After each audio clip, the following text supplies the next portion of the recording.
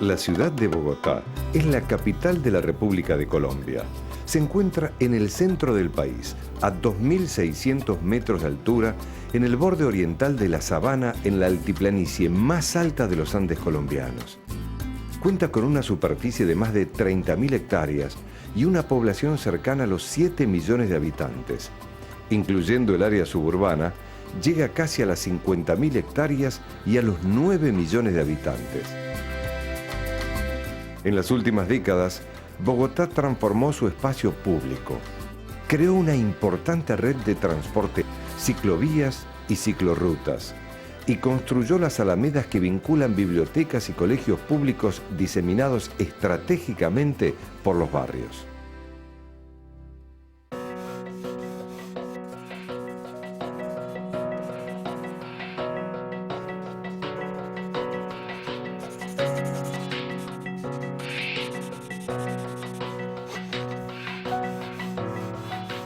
Germán Samper fue uno de los pioneros del racionalismo bogotano.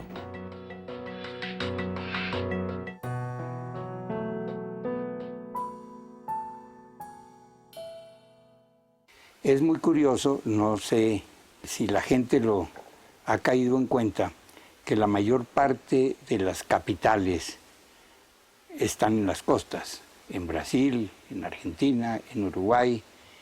Chile está relativamente cerca del mar y Colombia, su capital, está, por lo menos, para hablarlo en términos de la época de la colonia, a un mes del mar. ¿Cómo es que surgió una capital que tiene hoy día 7 millones de habitantes en el centro del país? Hoy ya no tenemos problema, porque en la época de la aviación Bogotá es un puerto aéreo. Inclusive es hasta ventajoso que los aviones no tengan que bajar. Estamos a 2.700 metros sobre el nivel del mar y eso se lo economizan los aviones que pasan por acá. Pero en aquella época era absurdo. ¿Por qué? La América Latina tiene por el costado occidental la cadena de montañas de los Andes y al llegar a Colombia hay lo que nosotros llamamos un macizo montañoso en donde nacen varios ríos. Uno de ellos es el río Magdalena, que equivale al Nilo en Egipto, que atraviesa todo el país y que ha servido de vía fluvial de acceso. Y ahí nace también el Amazonas. Este es un dibujo bastante primitivo de Bogotá, pero que indica la zona, una especie de triángulo en donde se desarrolla la mayor parte de las ciudades colombianas. Bogotá está en la parte alta entre dos de esas cadenas de montaña, Medellín está en otro costado. Entonces, Colombia tiene una zona de diferentes temperaturas de terreno. Aquí no hay estaciones, pero dependiendo de la altura, como esto es trópico, dependiendo de la altura tenemos un clima distinto. Todo este cuento es para explicar que los conquistadores subieron por el río Magdalena que está aquí y de repente llegaron a un sitio, y lo voy a dibujar aquí, que es la sabana de Bogotá, un sitio plano, con un clima benigno, es un clima frío además, es un clima muy agradable.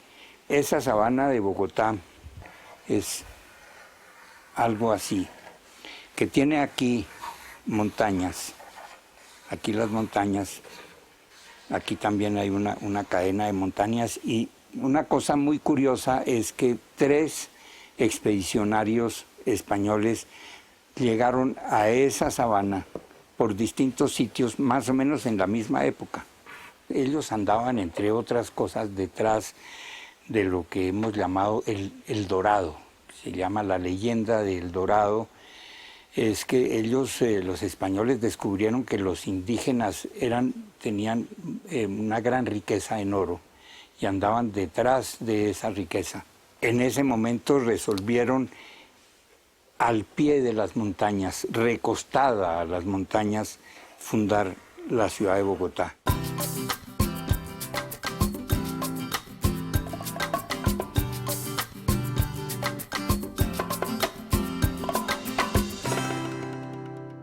La historia de Bogotá continúa entonces alrededor de la sabana. Entonces nosotros tenemos una zona plana con un terreno fértil rodeado de montañas. Las montañas más altas están en el oriente y aquí hay dos ríos que ellos escogieron y dentro de esos dos ríos surge la famosa cuadrícula de fundación que trajeron los españoles, que vale la pena, pues a pesar de que es tan clásica, que la definamos por fuera, manzanas de 100%, quitan una manzana para formar la Plaza Mayor. Esa Plaza Mayor viene de un camino que va para el norte y aquí tenemos por el occidente los que llegaban del Magdalena, la Plaza Mayor clásica, y unas cuadras después entonces tenemos aquí uno de los ríos y tenemos el otro de los ríos. Esta plaza, allí está la iglesia, está el cabildo, están también las cárceles.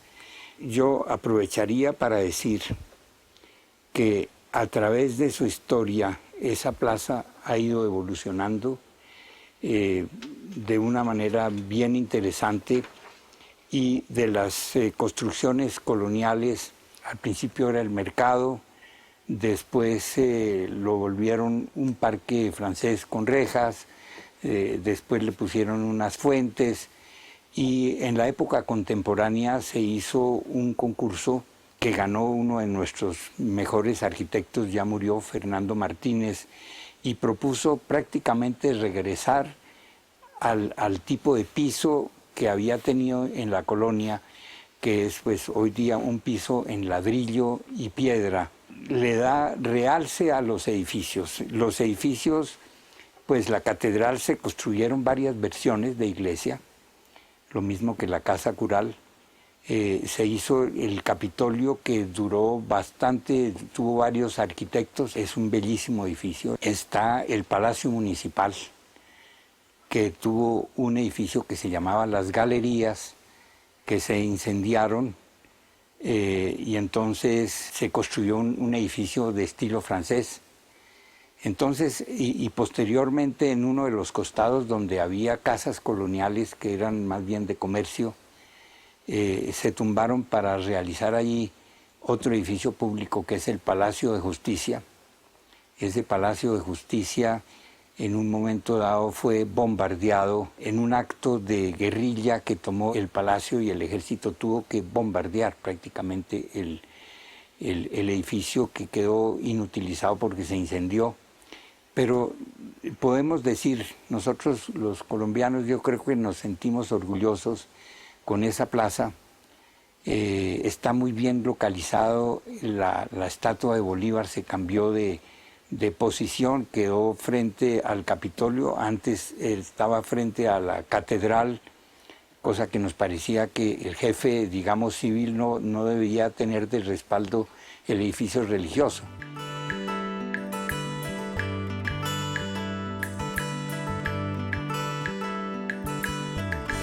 ¿Cómo se extiende la ciudad y cuándo se extiende? La cronología me parece importante porque en 1924, que es la fecha de mi nacimiento, Bogotá es todavía una aldea de 300, 400 mil habitantes.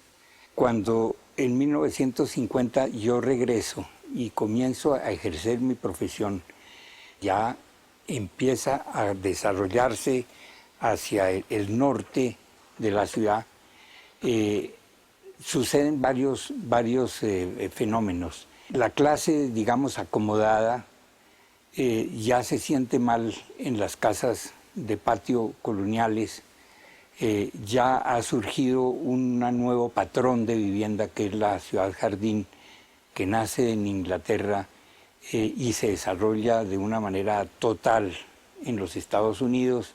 Entonces se empiezan a construir a gusto de los dueños casas de estilo inglés, casas de estilo francés, inclusive, por decirlo así, casas de estilo moderno, sin que fueran arquitectos muy convencidos del estilo moderno. Es un cambio de patrón. A mí me parece, vale la pena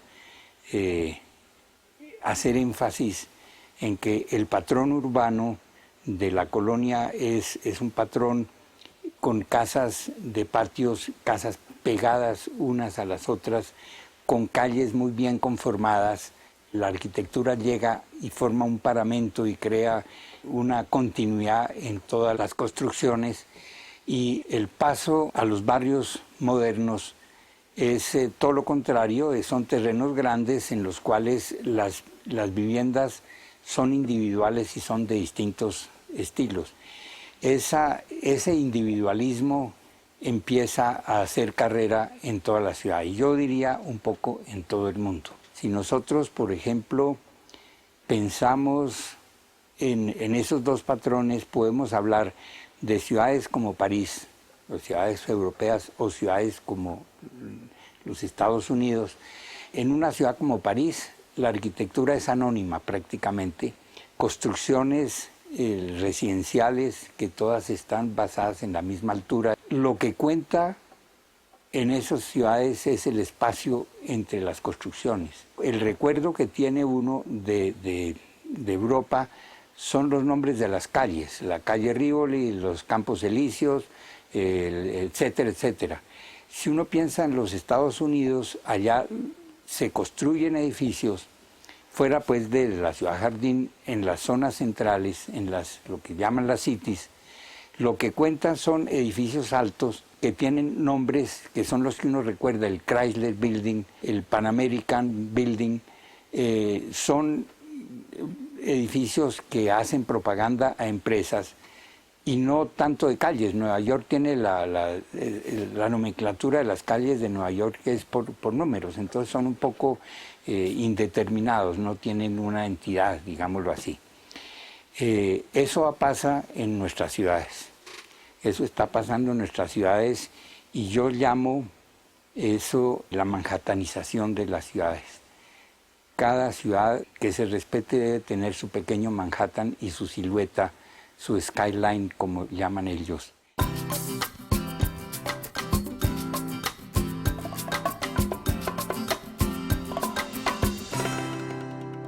Decimos entonces que es el primeros desarrollos de esa ciudad, ya basado en un nuevo patrón. Surgen barrios como Teusaquillo, como La Magdalena. También uno de los barrios es la Avenida de Chile, que tiene como característica que allí fue el sitio de parada del primer transporte público que tuvimos, un tranvía de mulas, que fue también uno de los elementos que pudo haber producido desarrollo. Al principio, en esas áreas, las primeras construcciones que se hicieron en un barrio que se llama Chapinero eran casas de fin de semana, que tienen nosotros la llamamos quintas. Ya no hay muchas quintas. Más tarde, naturalmente, ahí surgió el barrio de Chapinero, que llegó hasta la Avenida de Chile, en donde el tranvía daba la vuelta y regresaba al centro. Hacia el norte, las mejores tierras, se desarrollaron los barrios residenciales, como decimos nosotros, de gente acomodada. Y hacia el sur surgieron los barrios populares.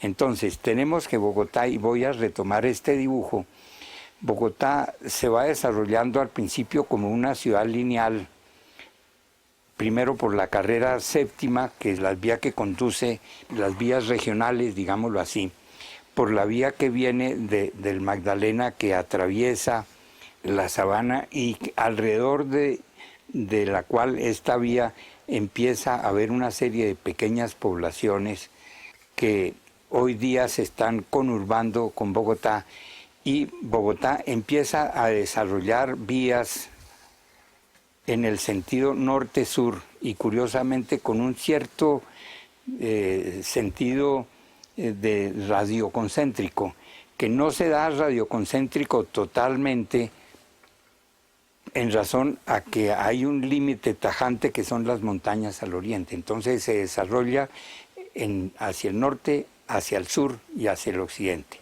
Aquí hay un elemento muy importante que es el río Bogotá, que juega un papel importantísimo, y es que es el límite de la ciudad de Bogotá.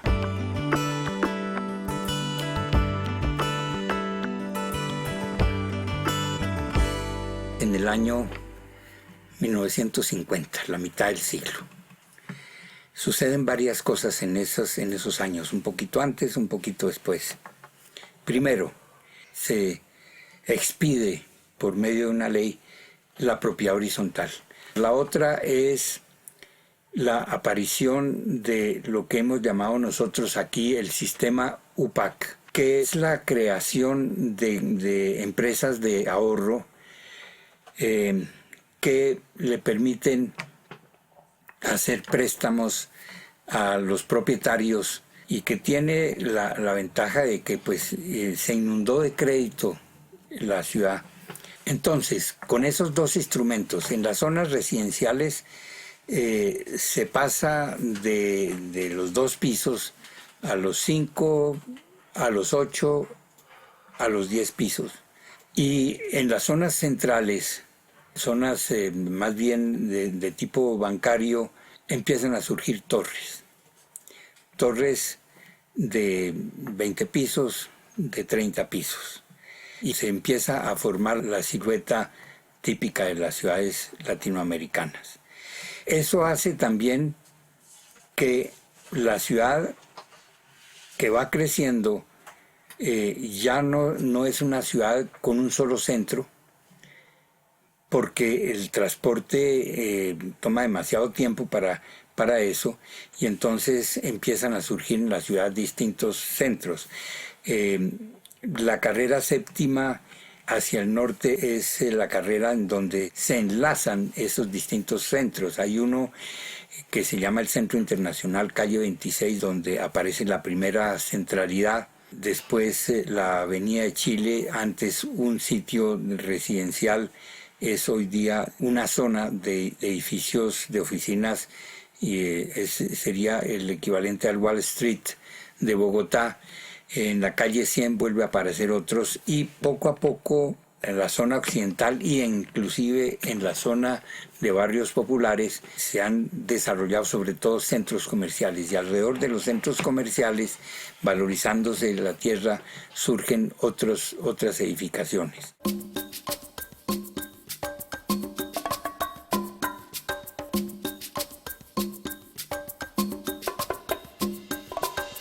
El 9 de abril de 1948 Bogotá sufre una verdadera hecatombe.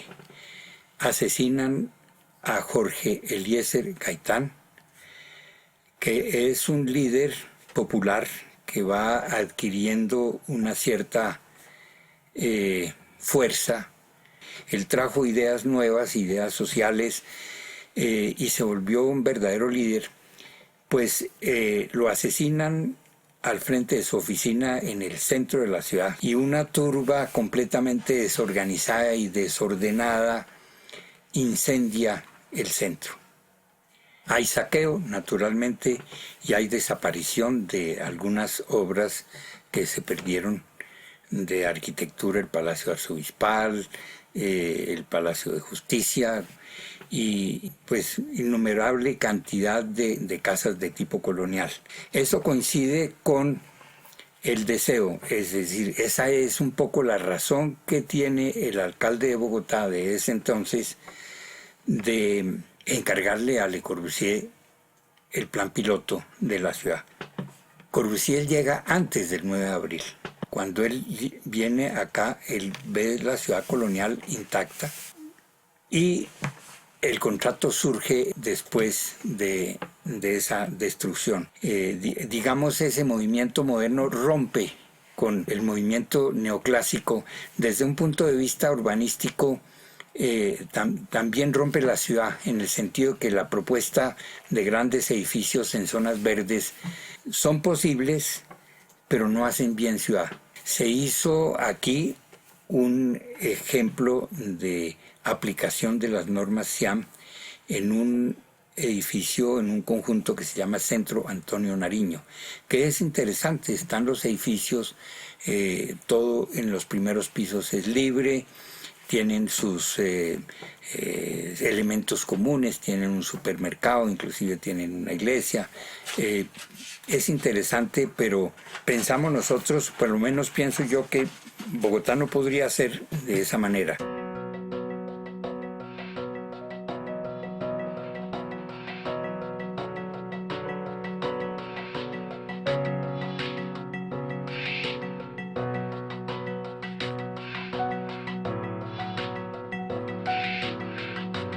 Lorenzo Castro es uno de los responsables de las transformaciones urbanas del Bogotá actual.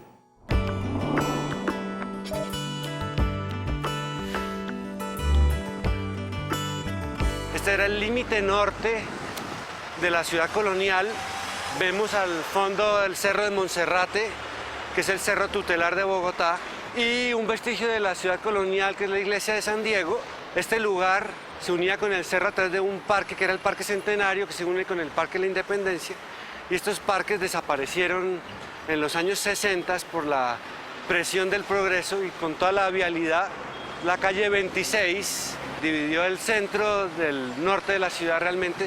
Aquí empieza el Centro Internacional, que es todo este conjunto que está aquí de los años 60 también. Y en la plaza en que nos encontramos, esta intervención la hizo mi estudio, es el Monumento de la Rebeca, y es la Plaza de la Rebeca. Lo primero que propone el plan piloto de Le Corbusier es una zonificación. Entonces dice zonas residenciales, zonas de industria, zonas de tipo cultural y la circulación. Es lo que en esa época se llamaban las 4 funciones del urbanismo de la ciudad. Eso se ha aplicado.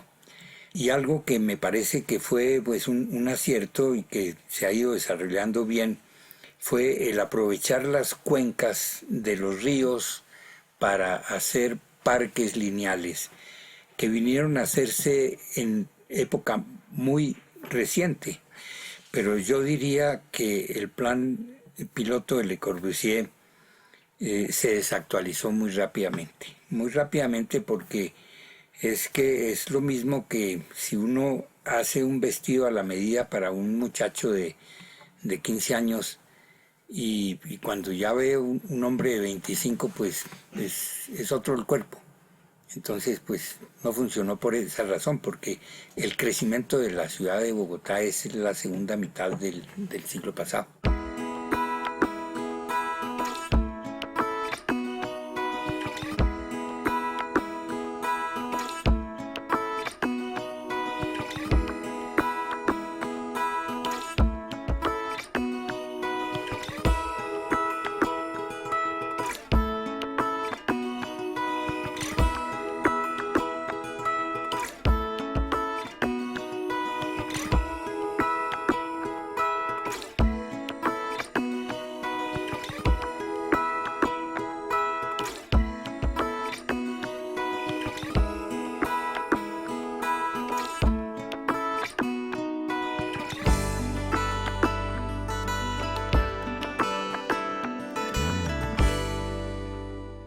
Cuando llega Le Corbusier, hay un recibimiento de los alumnos de la Escuela de Arquitectura, la única que había en ese momento, un recibimiento como si hubiera llegado aquí Pelé o Maradona. Pero el remesón fue porque llegó el maestro de la arquitectura moderna, del cual ya en la ciudad universitaria había ejemplos clarísimos. Había el edificio de ingeniería, el de arquitectura, los portales, bueno, y otros edificios muy característicos del movimiento moderno que se debían clarísimamente a la influencia de dos arquitectos europeos, uno alemán, Leopoldo Rotter, y Bruno Violi, que inculcaron a los estudiantes de arquitectura que crecimos ya en los postulados del movimiento moderno. Y esa generación a la cual pertenezco yo es un movimiento que creó muy buenos ejemplos de arquitectura. Gabriel Serrano y Gabriel Largacha, un poco mayores que yo, que tienen varios edificios, el edificio de Ecopetrol, por ejemplo. En general, la obra de esa firma, que se llama Cuéllar Serrano Gómez, son ejemplos de muy buena arquitectura, una arquitectura racionalista, una arquitectura sin estridencias.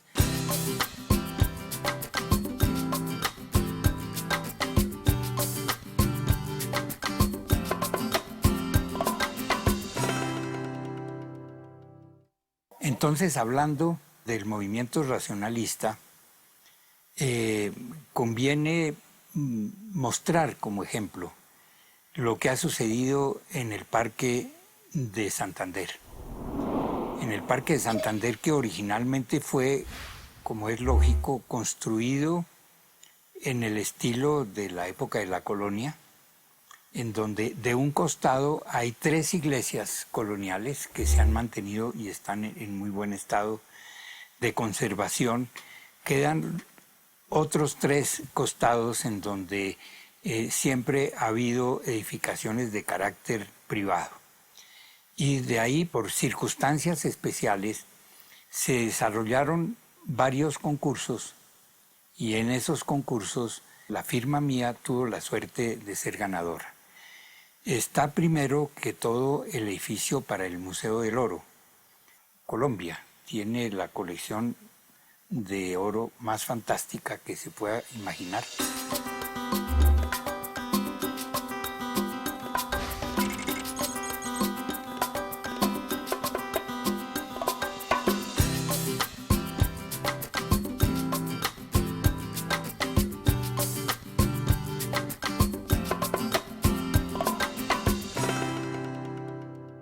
Y hubo un concurso para el Banco Central Hipotecario, al cual llamaron pues a los arquitectos jóvenes de esa época. Yo estaba también en esa categoría, en el cual hubo ejemplos de los 2 movimientos, pero por razones, bueno, los jurados tienen siempre alguna razón para seleccionarnos, seleccionaron el proyecto que nosotros diseñamos y construimos, el Banco Central Hipotecario.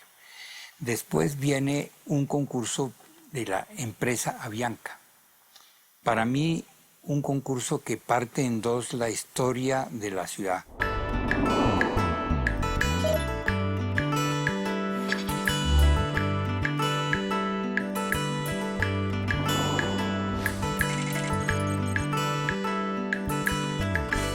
Cuando el proyecto fue presentado a la alcaldía municipal, los funcionarios estaban atentos a que era un proyecto polémico y que era un proyecto que podía inclusive llegar a molestar a los edificios, y que muchos decían cómo pueden hacer ese edificio al lado de las 3 iglesias que son el tesoro de Bogotá.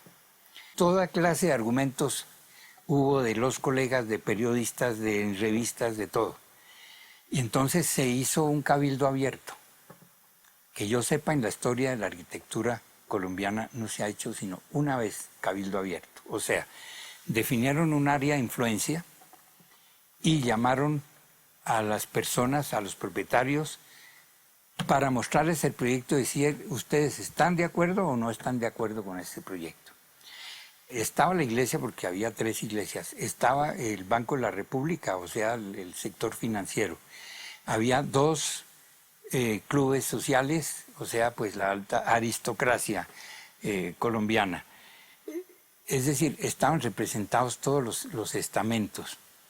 Y el proyecto fue aprobado por unanimidad. Esa norma, a partir de ese edificio, se empezó a aplicar en todo Bogotá. y esa es la responsable de las torres, porque viene de Norteamérica. Entonces, por eso es que es importante ese concurso, porque le abrió la puerta a esa norma, que es una arquitectura individualista, que es una arquitectura basada pues en la especulación económica, etcétera, etcétera, etcétera. Algunos de los males que tienen nuestras ciudades.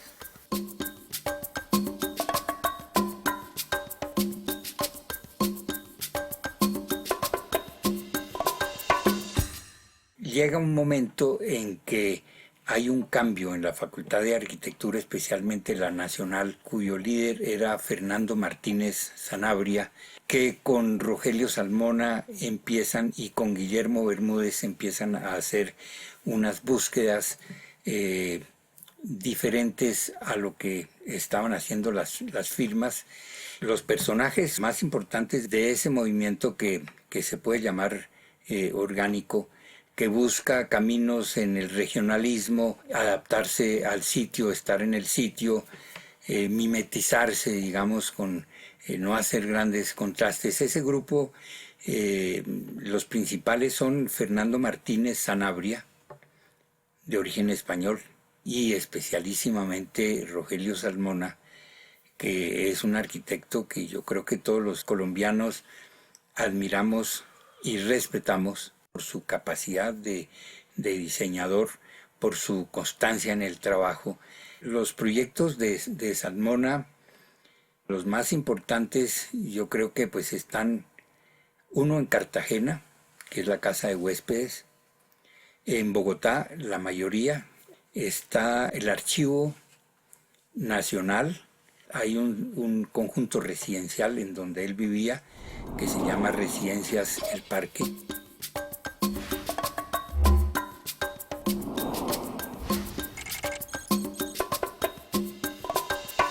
Rogelio Salmona, uno de los arquitectos más importantes de Colombia, si no el más importante, que acaba de morir, fue muy importante puesto que recuperó la tradición del uso del ladrillo con otros arquitectos, no solamente él. Hay un movimiento fuerte en la recuperación de los oficios. Él trabajó en el taller de Le Corbusier con el arquitecto Germán Samper y se impregnó allá también de la modernidad que viene a reflejar en sus proyectos después, más tarde, con un sentido pues muy original. Estamos parados en este momento en el proyecto de las Torres del Parque, que es un proyecto que se hizo alrededor de los años finales de los 60, principios de los 70. Es una geometría curva que no era usual en los proyectos en Colombia, una geometría que acompaña el paisaje y acompaña un poco la Plaza de Toros y conforma un conjunto además con el Parque de la Independencia, el cual también el maestro Rogelio Salmona intervino. El Parque de la Independencia en 1910, él lo intervino al mismo tiempo que las Torres del Parque, y Salmona siempre estaba interesado por lo público y estaba interesado por la construcción del paisaje. Las Torres del Parque es un proyecto que construye el paisaje, estaba interesado por cada una de las plantas que están sembradas acá. Él sabía exactamente qué se estaba sembrando, el nombre científico. Era un conocedor realmente de la botánica nacional.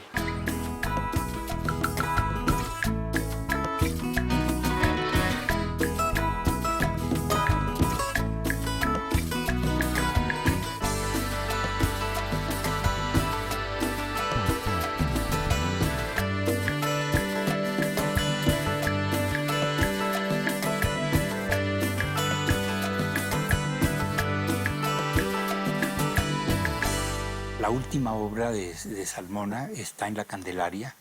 Es un centro cultural que fue financiado por México, en concreto La Vista, y está al pie pues, de las construcciones de La Candelaria. Hay una biblioteca, que es la biblioteca en el Salitre, de un diseño realmente extraordinario. En la universidad hay un edificio que se llama de posgrados. Son los principales edificios. Los demás de Rogelio Salmona son algunos edificios de vivienda y casas de campo. él diseñó varias casas de campo para gente muy adinerada que se pudiera dar el lujo de tener un Salmona, ¿cierto? Porque a Salmona, pues uno no puede, el cliente no puede llegar y decirle yo quiero esto, no me gusta esto. Es un arquitecto estrella y con una personalidad muy, muy fuerte.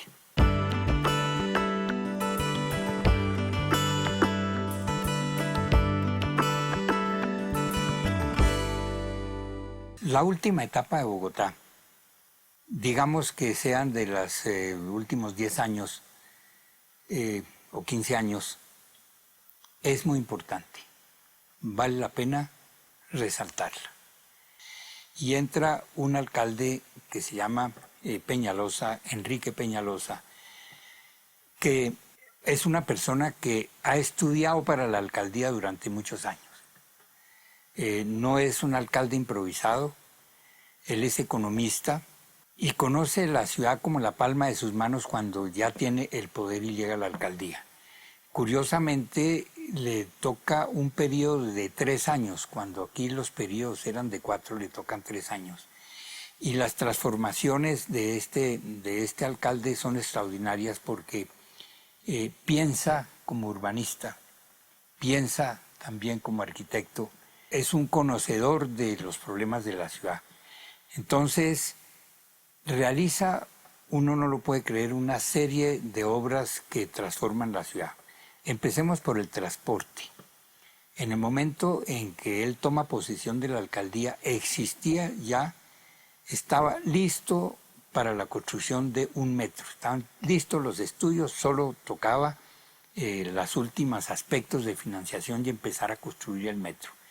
Él se da cuenta de que la construcción del metro le iba a costar todo el dinero de su alcaldía, considera que es muy costoso.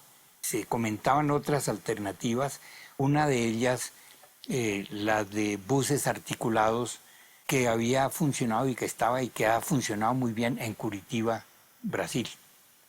Se fue para Curitiba y llegó a la conclusión de que el metro era bueno en otra etapa y que él con sus buses articulados con el sistema Curitiba podía resolver un poco el problema masivo. Y en los 3 años se tuvo que montar la empresa, conseguir la financiación, que en parte pues el gobierno nacional, hacer innumerables obras porque son 2 buses articulados, ¿no? Son como vagones de 1 metro, pero que van en superficie y tienen unas calzadas exclusivas. Por donde va Transmilenio no puede ir ningún vehículo. Entonces hubo muchas obras, hubo concurso para las estaciones y finalmente cuando Peñalosa se retira de la alcaldía, el sistema está funcionando. Eso se llama Transmilenio. Otro aspecto de la alcaldía de Peñalosa fue precisamente el darle al espacio público una gran prioridad. ¿Qué campañas hizo que produjeron un efecto grande? Por ejemplo, en las zonas de congestión de vehículos, los andenes estaban tomados por los vehículos. Los automóviles llegaban y parqueaban en los andenes, que es absolutamente prohibido, pero no había ningún alcalde que se hubiera atrevido a decir no se pueden parquear en los andenes. Y inclusive estuvo a punto de que lo tumbaran como alcalde porque entonces puso sobre al borde de los andenes, en los sardineles, lo que aquí llamamos volardos, son unos elementos para impedir que el automóvil entre y le metió plata a los volardos por todas partes y entonces ahora los peatones pueden caminar por los andenes para mirar las viviendas o los comercios y el espacio público se transformó. Otro aspecto que ha caracterizado la alcaldía de Peñalosa es que las obras que él ha realizado las ha realizado con la misma calidad en los barrios elegantes, por decirlo así, que en los barrios populares. Su tema ha sido el transporte y entonces llegó a la conclusión de que se debían fomentar sistemas alternativos de movilidad, como son la bicicleta, y entonces creó ciclovías por toda la ciudad. Entonces una persona puede ir sin tener que meterse al tráfico y arriesgar su vida entre buses y automóviles. Realmente la ciudad de Bogotá se puede movilizar, la gente se puede movilizar en bicicleta, los que quieran. Y en Bogotá también hay otra cosa curiosa que no se le debe a Peñalosa. Una buena cantidad de las vías se dan al servicio para los peatones. Entonces Bogotá, los domingos y los días de fiesta, es una maravilla. La gente sale en bicicletas, en patines, a trotar con perritos, con niños, con lo que sea. Aparecen puestos para vender gaseosas y toda esa cosa. Y se suman las vías a las ciclovías y uno ve a todo el mundo haciendo recreación en la ciudad.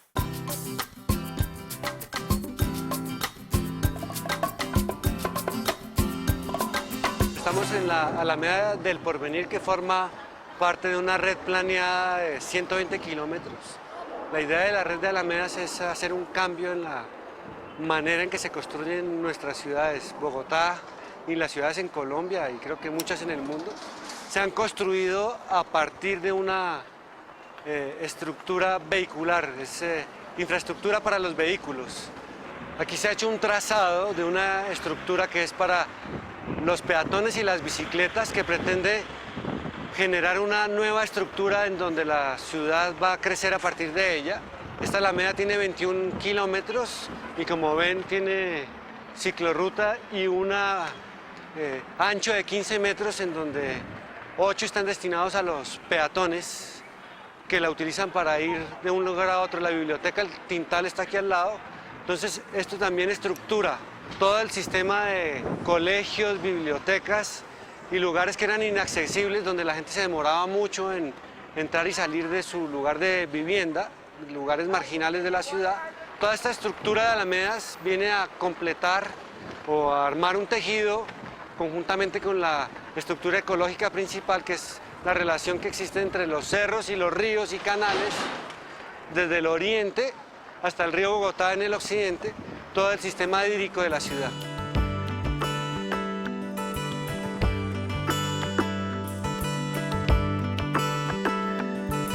Estamos en la Alameda de Bosa. Este fue el primer proyecto de Alameda que se trazó y dio el origen a la red de 120 kilómetros.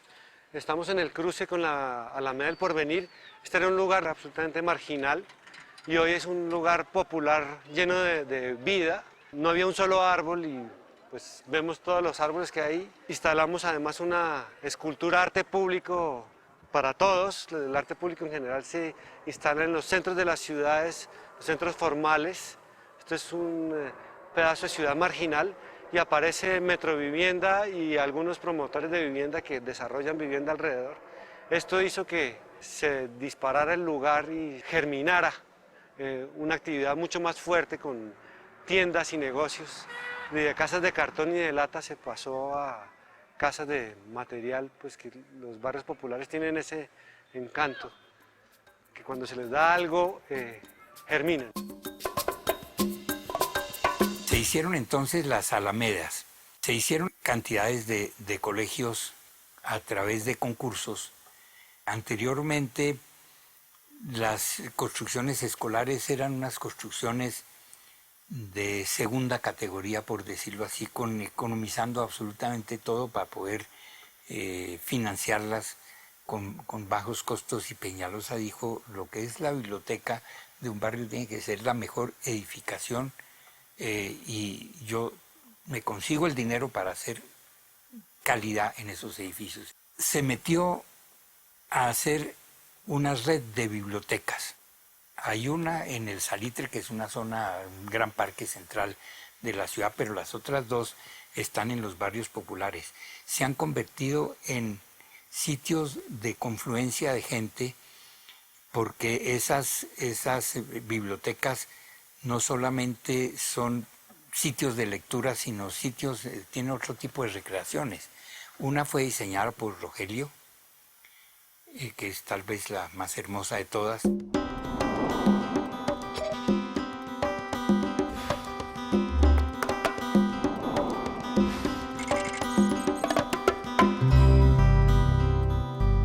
La Biblioteca Pública Virgilio Barco, proyectada por Rogelio Salmona, se inauguró en el año 2001. Está emplazada en el corazón geográfico de Bogotá, en el Parque Simón Bolívar. Sobre un terreno triangular de 4 hectáreas, se ubican a un lado la biblioteca y al otro un conjunto formado por un lago circular, recorridos y pérgolas. Ambas partes están unidas por un eje compositivo cuyo motivo principal es la gran fuente escalonada. Esta pieza acompaña el recorrido hacia el acceso a la biblioteca. El edificio es una compleja sucesión de espacios concéntricos construidos con una paleta de pocos y probados materiales: hormigón, ladrillo y madera.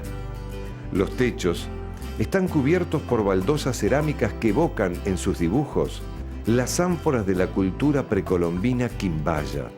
La Biblioteca Virgilio Barco es un lugar donde, como diría Salmona, se encuentran la razón, el encantamiento y la poesía. Bogotá rescató un elemento bien interesante, que es la continuidad de sus texturas. O sea, este color amarillo del ladrillo generalizado me parece que es un elemento bastante fuerte con el manejo de la luz, y creo que es una ciudad que ha marcado una pauta muy importante en la recuperación del espacio público. Una sólida experiencia urbana, planificada, estructurada en el tiempo, con un esquema de colaboración gubernamental significativa, ha dado muestras de lo que una ciudad puede llegar a ser, respetando el espacio público, respetando al ciudadano. En los últimos 15 años han tenido un grupo de alcaldes que han venido trabajando en pro de lo mismo, de hacer una gran ciudad. Empieza a ser una ciudad maravillosa.